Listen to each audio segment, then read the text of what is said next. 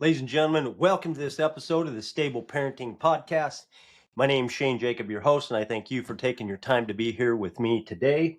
Today's episode is brought to us in part by Cowboy Cuffs. Elevate your style, elevate your life, elevate each other. Now, how cool can that be to have a shirt as cool as this one? And if you're listening and not watching, you're going to want to make sure to check out Cowboy Cuffs. This shirt is called Riding on a Cloud. It's blue, navy blue with the double cuff. These shirts come with their own cufflinks. They come with a set of cufflinks. The only Western shirt patent pending with cufflinks, just for the record. Anyway, how cool is it to have such amazing clothing? Okay, there's such a good looking shirt and quality and all that and original and everything, but to also have it represent, elevating yourself and elevating others. I'm glad to be a part of Cowboy Cuffs. Anyway, moving on. I want to talk today about the subject for today is the self-talk, okay? Language that we use about ourselves. And I mean specifically the words what we're saying about ourselves. I mean, what are the words and what do they mean? And really, how much awareness do we have about what's going on? One thing I've noticed, and that is from a young age, we are socially conditioned. There's no doubt about it that, we don't want to shine too bright. Don't stand out too much. We want to make sure that we're fitting in with everybody. Don't toot your own horn. Okay. Stay humble. Don't shine too bright. Like we're conditioned that elevating ourselves, okay, is basically, it's socially unacceptable. And so we have this belief, or conditioned, I don't know if we're really aware of it, how aware we are of it. I was not for a while, but we kind of believe that we need to minimize ourselves in everything that we're doing. And that's okay, because we want to avoid what people will think if we don't, and we want to minimize rejection, and we want to fit in and have belonging and all of that. So, we are social creatures, and belonging to a group is a fundamental need. So celebrating our wins and being a little too happy might lead to people resenting us, So in order to avoid being judged or to be excluded, then we downplay our achievements and really ourselves, everything about us, who we are. Research in what they call social comparison theory is just a fancy word, but what it shows is that people often avoid sharing their successes just to maintain peace in the relationship, okay? Because you're afraid. The research showed that we can be afraid that we'll make other people feel inferior or upset and, harm the relationship. And so this is a real thing if you really think about it. I'm going to talk more about it. Most of the time, we're not even aware of what we're doing. We haven't thought it through, and we don't know the consequences, because it seems like sometimes that it might be a good idea unless we really take a close look at it. So, when we achieve more than the people around us, we sometimes feel this unconsciously, can feel guilty, particularly if other people are struggling, so that's one thing. And then this guilt leads to, minimizing what we have going on. If we're happy, we don't want to say so. If we're having a good day, if we did something, if we accomplished something, if we're having success. So it's like, as a way to equalize the relationship, we diminish ourselves, or we reduce ourselves a little bit, okay? And so it's with good intent, right? Because we don't want to go out and, I mean, we're conditioned to think. I'll speak for myself and what I see in my experience. We don't want to go out and say, "Hey, you know what? Let me just tell you, world. My name's Shane, and I'm pretty amazing. I've done some pretty amazing. Let me tell you some of the things I've accomplished. I've done some stuff. I'm pretty proud of it." Um, we have good intent, but the result is not. We're not having a good result, and I don't think we're aware of it. And we're not comfortable in saying that. And another reason is we don't want to come off as arrogant, right? Because we know that people that are constantly trying to direct attention to themselves, right, is coming from a lack of what's inside of them. So we don't want to be that guy or gal. So, we don't say anything, or we make it less and less and less. And so, what is the result? Okay. The the question Here's a question. Are we reinforcing the don't excel mindset by basically for rewarding people for downplaying themselves? Okay? So what I mean is how much do we praise people and our kids and teach them and everything else, that's the norm, that's the way that we should be? How much do we say, hey, knock that off and you be humble, quit talking about yourself? Or, we need to come off as really down to earth. I mean, what does that mean anyway? What does that mean, down to earth? Down to earth, I mean, it can mean a lot of things. One of the things I think people take it to mean is that they don't feel inferior to whoever they're describing as down to earth. And maybe the point is if whoever's acting down to earth is trying to lower to meet somebody else's level, which is not having a good result, sometimes unbeknownst to us. What about compliments? Okay. I'm still not 100% on this. Let me just tell you right now, but on something that I work on, I'm a hell of a lot better than I used to be. Okay. Because this stuff matters. But let's on compliments, okay? If we give somebody a compliment and they say, hell, that was nothing, they're just, they're, a lot of times we think it's a good idea to do that, so we'll seem, like more likable and we'll connect easier because, you you can't do what you complimented me for. You're not very good at it. And I don't want to make you feel bad. And so I can't even agree with you or say thank you or, that for what you're complimenting me for. So a lot of times, um, like I said, I used to be not so good at that either. People would give me a compliment. I'm like, oh, geez, I don't even know what to do with that. It sounded like I couldn't even accept it, because internally, here's what was going on with me, which is going on with people at their cores, whether you're like hyper aware of it or not, because I wasn't. Okay. But what was happening in retrospect, what I came to know is that when somebody would give me a really good compliment, a really sincere, and I could see it, and I could say, wow, I kind of maybe did I really do good right there? But I wouldn't accept it because I didn't think I deserved it. Okay. And so I wouldn't accept it, and I'd just downplay it, and I'd minimize myself and just try to fit in and not be, don't give me any extra attention or anything like that, as amazing as it might have been. So why does this even matter, right? We're going to talk about that.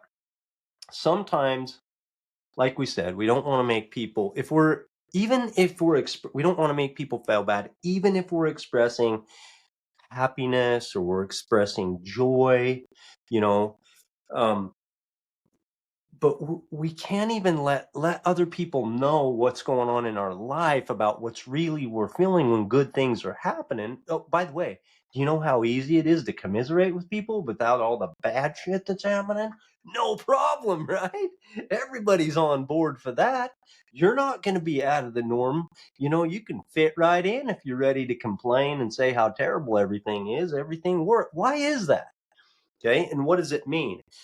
If we express joy or we're having too good of a day and somebody else, we might make them feel bad or make them feel less than. So again, that has good intent and it comes from empathy, right? We care about other people, but what it leads to is, like self-silencing. We're just like, we're not letting our inside out. We're kind of hiding. or diminishing ourselves a little bit. So another thing is that we hear, I'm sure you do, but I hear the word narcissism quite a bunch. Okay. And so narcissism is a disorder where people have a deep need for admiration and praise, and they have a lack of empathy for others. Okay. And what about arrogance? Nobody wants to be arrogant. Okay. So what is arrogance? Arrogance is where I think I'm superior, okay, to you. And I really, a lot of times, arrogance can also mean that I have a disdain for other people. I think I'm better than you, is what arrogance basically is. And then what about overconfidence? A lot of times I disagree with the idea of overconfidence in yourself, okay, or too much self-confidence. I don't think there is so much a thing as overconfidence. I don't think you can like yourself or believe in yourself too much. I think that overconfidence a lot of times is confused with arrogance. They're like, well, you're too confident, or express when you think about overconfidence, I think a lot of times that we confuse that with arrogance, people thinking that I'm better than you. And so overconfidence, according to me, is not even a thing, and it doesn't exist. So what is at the root of these thought patterns and these disorders like narcissism? What's at the root? I think we know what's at the root. And the root is, and there's a plethora of research that proves what I'm saying. And what is at the root is a lack of worthiness, okay? With the narcissism, with arrogance, and with these behaviors, it's expressing a lack of self-esteem, a lack of self-worth, and a lack of self-esteem is what's at the core at all of it. Okay, of what I've been describing is arrogance, overconfidence, sometimes called, and narcissism. Okay, so okay, fine. How are we going to increase our self-esteem? Right? We've all seen little cases of this here and there, and we've probably done it a little bit ourselves where we've been around somebody, or we've been the person where we're really trying to draw attention to ourselves because we need that validation. We need your approval. I don't have it inside here quite enough, so I need you to help prop me up and build me up. And I have that need, right? I haven't figured out how to generate it for myself, so I'm relying on you. And then sometimes when I don't get it, I can do negative things in order to try to keep building me up, right? I can take all the time. I can come off as rude. I can quit caring about you because I care about me so much. That's narcissism, when I have no empathy. Or I can start to think I'm better than you. I can start to condemn you and criticize you and be mean to you and try to be superior and have disdain for other people and think that I'm better than them because that makes me feel better. And it's just that none of this has a good outcome. Okay. So if we can if we can come to more so own our value, here's what happens. Okay. Here's what happens. We actually inspire other people. Okay. We inspire other people, and we kind of start to change the narrative or change the world, right? Because if it's okay for me to have a win, hey, let me tell you about my win. If that becomes more and more okay, and that it becomes, maybe you can start propping yourself up where it's not going to hurt your feelings if I had a good day, okay? But when we do this, we're afraid of doing this, but a lot of the time we inspire people that can look at us and say, wow, I want to go for what you got going on. Okay. One is we inspire other people. The other thing that we do, which is surprising, that's not working out the way we're trying to have empathy and hold ourselves back, is when we can own our value, okay, when we can talk about the good stuff and have it be okay. Another consequence or collateral is we actually strengthen our relationships with the people that we're dealing with. Because why? Because we're actually being authentic. Okay. And that it takes a little vulnerability to be able to share this stuff, because it's so out of the norm. It doesn't even seem right. Sometimes it kind of feels different. Doesn't feel quite right. And then, of course, we set the example by modeling confidence. I don't think anybody really doesn't want to have self-confidence, right? And we can set the example by modeling self-confidence for our kids and for all of the relationships that we're in. So these are some of the good sides, okay? So I recommend, okay, if you can get on board with this, me with if you can get on board with me on this, okay, what I recommend is just beginning with the actual words, okay? Because thoughts, that's not for today. Today is what I'm talking about, words. Thoughts, approximately 60,000 of these phrases or sentences are going through our mind per day. That's a lot. Let's just today begin with words, okay? The actual words that are coming out of our mouths that are when we're describing ourselves, okay? So I've talked about this, but I'll say it again. The one thing that I highly recommend to increase awareness is to record the positive and negative statements. It doesn't take a lot of time out of your day. Okay, you can actually do it. A I have a just two lists in one of my notes in the notes app on my phone. You can do it on a piece of paper, but what it is when you become aware, when you catch yourself of saying a positive statement about yourself or a negative statement, you jot it down. Okay. And then at the end of the day, you look, you spend another 1 to 2 minutes max, and you look at it. And if you have more negative than positive, you add one more to the positive side than the negative so that you always keep it in a positive position. If you already have more positives, you review them, which is good for your brain. Review your positive statements, okay? And then you just keep track of it. Do that for a couple of weeks or a long term. I try to do it on an ongoing basis, okay? Because really, a lot of times, some of these exercises this is an easy one. A lot of times they take up a bunch of time and they're complicated. This is really simple and it has a huge result. Big, this is a this for time on task, big win here, big value. Second thing is to get an accountability partner, okay, that will hear this for you. My wife and I do this, and if I'll say something and I didn't realize it, she'll catch it, and I appreciate that, and I do the same thing for her.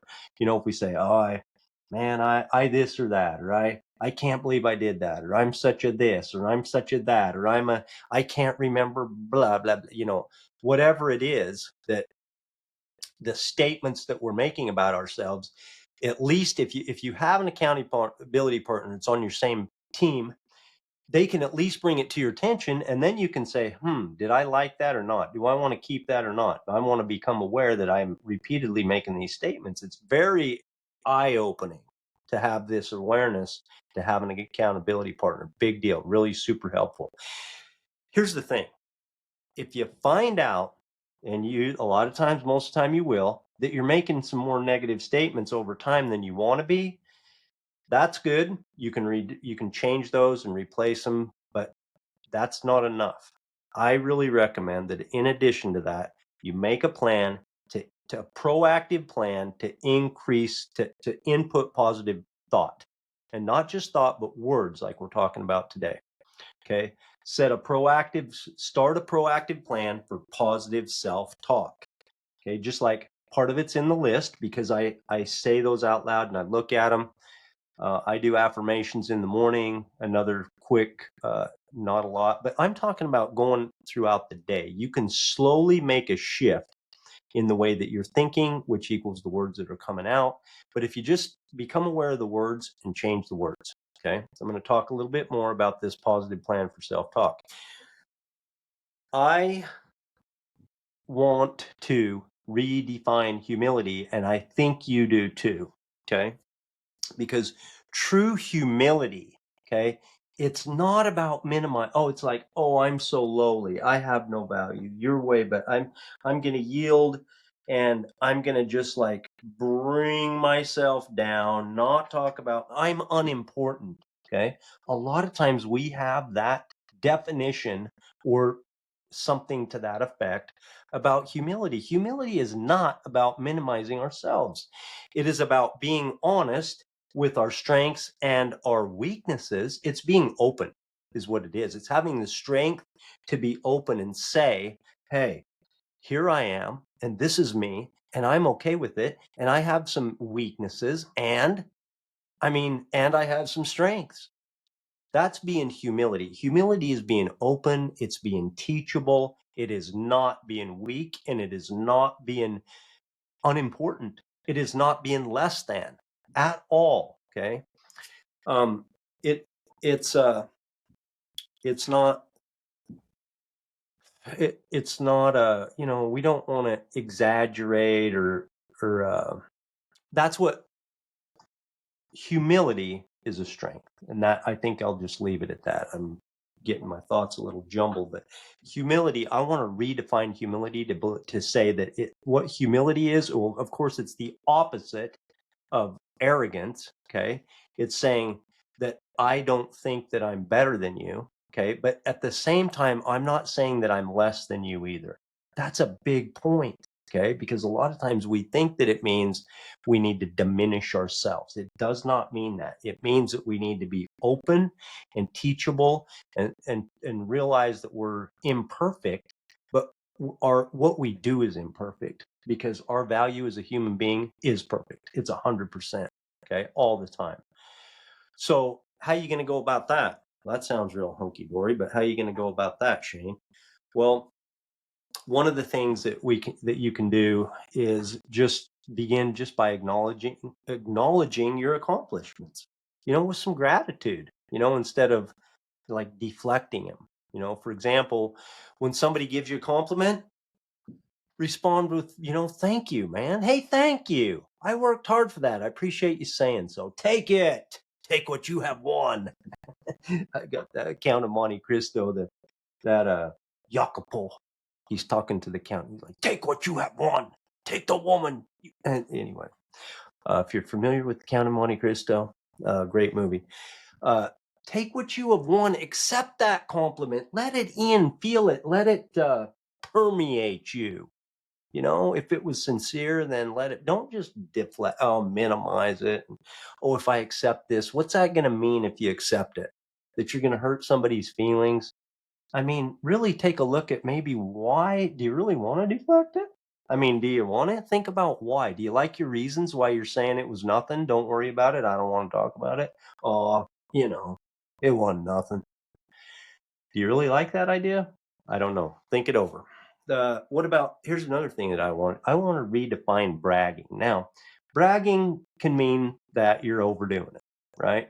So there's a line between sharing and bragging is often what your intent is. Okay.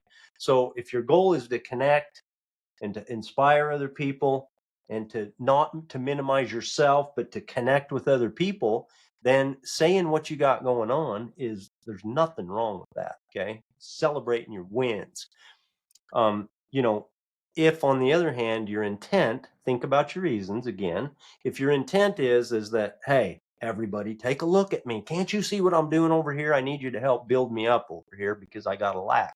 Too much of that can be a negative thing and turn people off, because you can build yourself up and then you become less reliant on other people and more empowered yourself. And that's what you want to be. And how you do it is you begin by this positive self-talk. I know I used to have way more than I used to negative self-talk and believed I didn't deserve to have a good life and all kinds of stuff. And let me tell you something, it didn't work out. Not only did it not work out for me, it didn't work out for the people around me, everyone around me. Okay. So, sharing your achievements isn't bragging. When I say I want to redefine bragging, I want you to really to understand what bragging is and to know, because to know that it's not just sharing your wins. Okay. That's not bragging. Share your wins. You know, if you're going to only you talk about everything that's good about you, and that's the totality of your conversation, you might be bragging. Okay. But if it's if that's not the totality of your conversation, and your intent is not just a, hey, look at me. If your intent is a, hey, look at me, I did good and I love you too, what it's going to do is when you can more fully accept yourself, you're going to more fully be able to appreciate and celebrate other people's wins and give them love. That's what it comes down to. So if you can shift your mindset, replace the thoughts like, well, I don't want to sound full of myself, you know. What instead of that, what if you thought, hey, my win or my success is going to encourage somebody else? What if you thought that about it? Okay. So I want to normalize celebrating ourselves. I want to make it normal that we can celebrate our wins more. Just normal. Okay. Connect with people who break the norm. We need to have people around us who accept this idea, not people that are driving us down. Okay. That want us to, diminish ourselves to equal, to be lesser than. Okay. I say go for it, man. Be the different family, be the weird family, be the ones that's not afraid to say that they like themselves, that they do good things, that they've made wins and they're proud of it and it's okay. And they've made a lot of money and they accomplished this and that and the other and they got good grades. Okay, good, great. Let's all get behind it instead of not. Okay, instead of like be turned off as soon as somebody just says that they had it shares some joy or a win with us. Okay. Some of us can't even say the words. Okay. I used to not be able to say these words, 3 words. I couldn't get the words out. You know what they are? I like myself. Okay. I had a hard time with that for a few years. What about the other L word? Love. Hey, Shane, love you, man. I used to not even be able to get those words. What do they sound like? Say it. Go ahead. Say that last one. Say, I love me. Love you, man. Love you, Shane. What does that feel like? Try it. I mean, what if it really felt good and positive and normal and it didn't feel uncomfortable? It just felt like, hey, I'm reaffirming myself again for this moment. What's wrong with that? Is that too weird? I mean, you're 100% invaluable soul. I think we ought to acknowledge it. And the more that we can become accustomed to and accept that fully internally, what's going to happen is the more that we can contribute to the people that we love and to the world. So I say be the uncommon family, be the uncommon person. Let people think you're weird, and so be it if that's what they think. I challenge you to go for it. Okay. Here's a quote. You might have heard it. I love it. And it has a lot of meaning to me, and I think it will to you if you haven't heard it. And this is by, who is it? Marianne Wilson, I think. So here it is. Our deepest fear is not that we are inadequate. Our deepest fear is that we are powerful beyond measure.